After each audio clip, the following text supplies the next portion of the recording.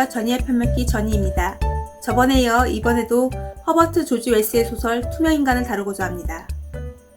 이번 영상에서는 투명인간과 캠프, 에다이에 대한 이야기입니다.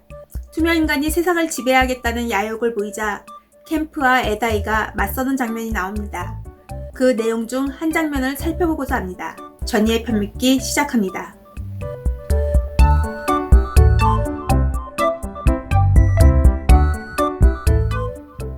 투명인간은 투명한 몸으로 먹을 것 찾으러 들어간 집에서 캠프를 만납니다. 투명인간은 캠프를 알고 있었습니다. 둘은 대학 동문이었던 모양입니다. 세상 참 좁죠? 우연히 들어간 곳이 대학 동문이고 학연 좋다는 게 뭐냐 뭐 그런 마음이었을까요? 투명인간은 자신이 세상을 지배하겠다고 공포정치를 실행하겠다고 캠프에게 알려줍니다. 그리고는 캠프를 지배하려 하고 명령하려 합니다. 캠프가 일단 어떻게 투명인간이 되었는지를 묻자 그는 또 잘 말해줍니다. 여차저차해서 이렇게 됐어. 투명인간이 미치광이 같은데 또 짠합니다. 배고파서 뭐 좀 먹으려고 해도 사람들이 다 문 잠가놓고 음식 다 숨겨놓고 기척내면 다 도망가고 힘들었을 거예요. 자기는 거대하게 세계 지배를 꿈꾸는데 집집마다 문이 잠겨있어 밥을 못 훔쳐먹으니 역시 세계 지배는 쉽지 않은 거였겠죠. 대의를 위해선 작은 일들은 대범하게 넘어가야 하는데 투명인간은 자신은 나중에 세계를 지배할 대단한 사람인데 배가 고파. 배고픈 게 대범하게 넘어갈 작은 일은 아니라서 딴 동네 가서 또 몰래 남의 집에 들어가는 거죠. 밥 훔쳐 먹으러. 세계 지배할 사람이. 근데 우연찮게 들어간 집이 동문 캠프가 살고 있고 웬 떡이냐 싶고 또 연구 성공담 말하고 싶어서 얼마나 입이 근질근질 했겠어요. 술술 이야기를 풀어냅니다. 이 캠프는 이미 소문과 신문기사로 이상한 존재의 살인 악행을 들었었고 또 투명인간에게 실제 듣다 보니 야욕이 장난 아닌 걸 확인했겠죠. 게다가 캠프 자신을 조정하려고 하고 그래서 캠프는 에다이 경찰서장에게 몰래 어렵게 연락을 취합니다. 투명 살인마가 여기 있으니 잡으러 와라. 에다이 서장이 상황을 살피러 일단 혼자 옵니다. 왔는데 투명인간이 눈치채고 난장판을 만들며 도망가요. 집 건물 밖으로 투명인간이 나가고 나서 잠시 캠프는 자유가 되죠. 투명인간이 집 안으로 못 들어오게 문을 잠그고 에다이 경찰서장에게 여차저차 설명을 했어요. 그러자 그 에다이가 그럼 경찰견이랑 저쪽에 있으니 불러오겠다고 합니다. 투명인간을 찾으려면 냄새를 맡는 경찰견이 필수적이겠다 싶었으니까요. 그래서 집안에 딱 한 자루 있는 권총을 들고 집 밖으로 나갔는데 투명인간이 기다리고 있었던 겁니다. 투명인간은 배신을 당했으니 캠프를 죽이겠다고 집 안으로 다시 들어갈 기회를 엿보고 있었던 거죠. 에다이한테 집 안으로 들어가게 도우라고 명령하는데 에다이가 명색이 경찰서장인데 고분고분 협조하겠습니까? 안 보여도 맞서고 이렇게 하다가 얻어맞고 총도 빼앗깁니다. 에다이가 허공을 보니 권총이 떠있고 총구가 자신을 향하고 있는 겁니다. 그때 에다이 서장은 순간적으로 저쪽에 작게 보이는 도시와 그너머 초록 초원과 그 아래쪽에 푸른 바다를 봅니다. 그리고 삶이 아름다운 거구나 그렇게 생각했답니다. 에다이는 직감한 것 같습니다. 죽을 것 같다고. 투명인간이 캠프를 죽일 수 있도록 협조했다면 자신이 살 수 있다는 걸 알고 있었어요. 그러나 경찰이 살인마 말을 따를 수는 없고 그래서 투명 살인마에게 저항하다 할 일 없이 죽게 될 수밖에 없을 걸 직감했을 겁니다. 에다이는 삶이 아름답다는 걸 딱 그때만 알았을까요? 이상스럽게 극단적으로 대비되는 것을 만났을 때 감정과 감흥의 정도는 커집니다. 예를 들면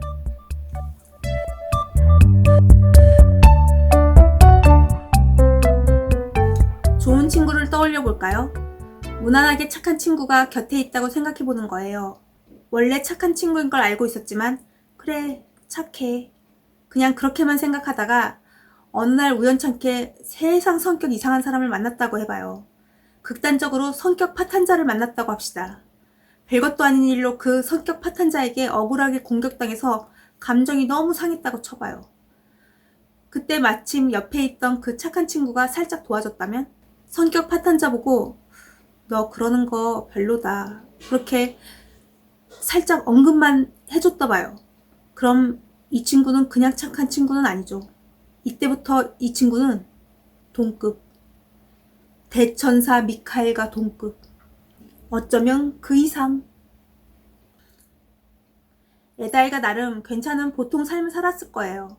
그날 출근했을 때만 해도 그냥 나쁘지 않은 일상이었겠죠.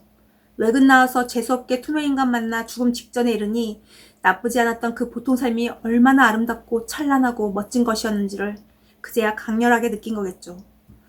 착한 친구가 성격 파탄자 앞에서 대천사 미카엘로 격상되듯이 나쁘지 않았던 일상은 죽음 앞에서 아름다운 삶으로 승격되어 느껴지는 거랄까요?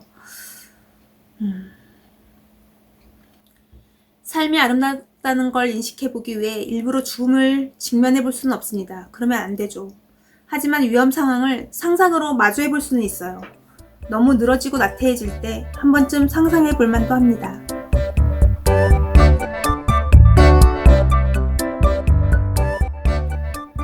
투명인간이 되기 전 그리핀 박사에게 실험당한 고양이를 기억하십니까? 초록 눈을 가진 흰색 털의 고양이였습니다.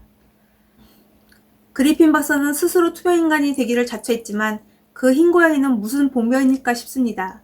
그리핀이 우유 접시 내놓길래 그거 마시러 들어갔다가 생체 실험당하고 투명 고양이가 되어버리고, 기왕 투명하게 만들 거면 완벽하게 투명하게 해주던가. 초록한 거는 투명하게 안 돼서 결국 눈 2개가 동동 떠다니고. 사람들은 놀랐을 겁니다. 둥둥 떠다니는 동그란 물체 2개에서 자꾸 고양이 울음소리가 나고, 뭔가 싶어서 이렇게 잡아보려고 했겠지만 어디 길갱이가 그대로 잡히겠습니까? 안 잡히고 동그란 공 2개는 허공에서 어디 부딪혀서 튕겨오는 것도 아니고 그냥 허공에서 막 훌쩍훌쩍 뛰겠죠.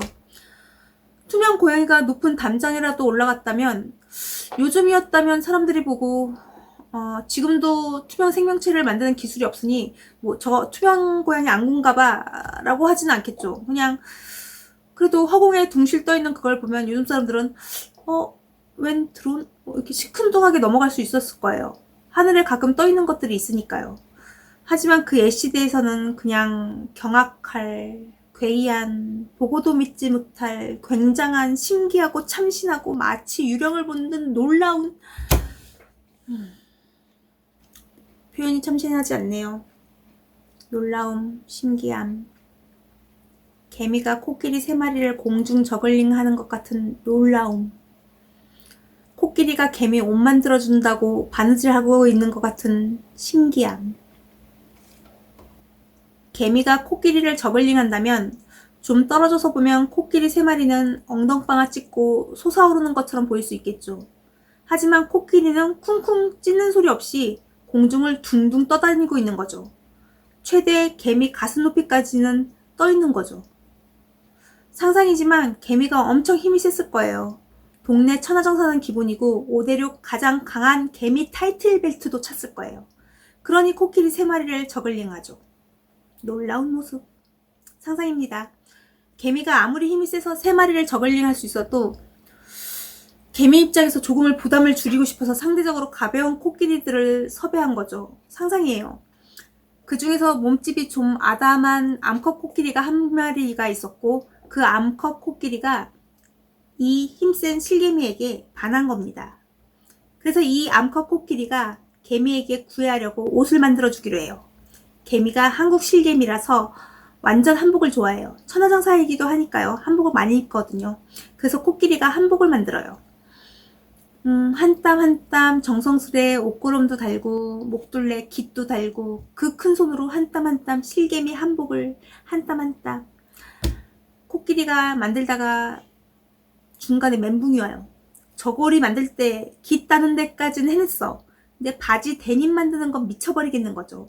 그 얇은 끈을 박음질해서 꼬챙이로 이렇게 뒤집어서 다림질 해야 되는데, 대따시만한 코끼리가 그 큰 손으로 이따시만한 실개미 한복 바지 데님 그 실개미 발목에 맞는 데님 만들기, 가히 서커스.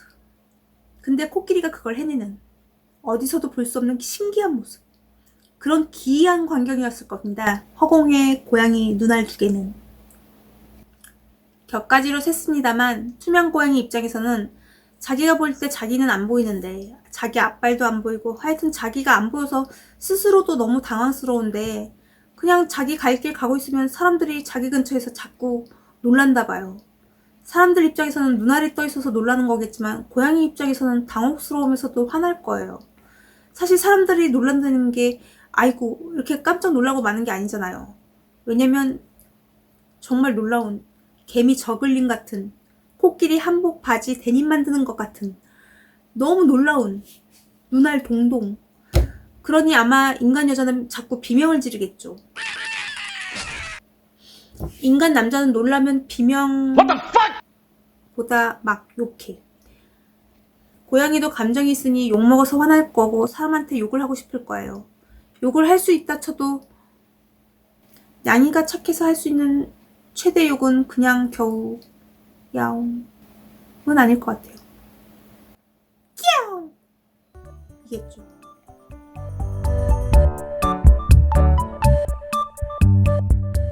개는 인간의 친구라고 합니다. 오랜 인류의 벗이라고 하죠. 요즘은 고양이도 개 못지않은 인간의 친구인 것 같습니다. 반려묘들이 많아졌죠. 사실 인간과 동물을 친구 사이로 보자면 친구 아닌 것이 없습니다. 호랑이, 사자, 푸마, 팬더, 앵무새, 개미, 코끼리 친구 아닌 것이 없습니다. 근데 악어는 아니지 않나요? 개구리도 젤리개구리도 너무 귀엽더라고요. 카멜레온, 이구아나 많이들 키우죠. 거미도 키우던데요. 거미도 되게 귀여운 종류가 많더라고요. 그거 말고 장수풍뎅이도 키우고 사슴벌레도 키우고 친구 아닌 것이 없습니다. 근데 바퀴벌레는 아니지 않나요? 모든 생명체는 친구일 수 있으나 호불호가 있다는 사실을 자각하며 그래도 생명을 소중히 라고 말해봅니다. 2회에 걸쳐 소설 투명인간을 다뤄봤습니다. 시청해주셔서 감사하고요. 다음에 또 오세요. 안녕히.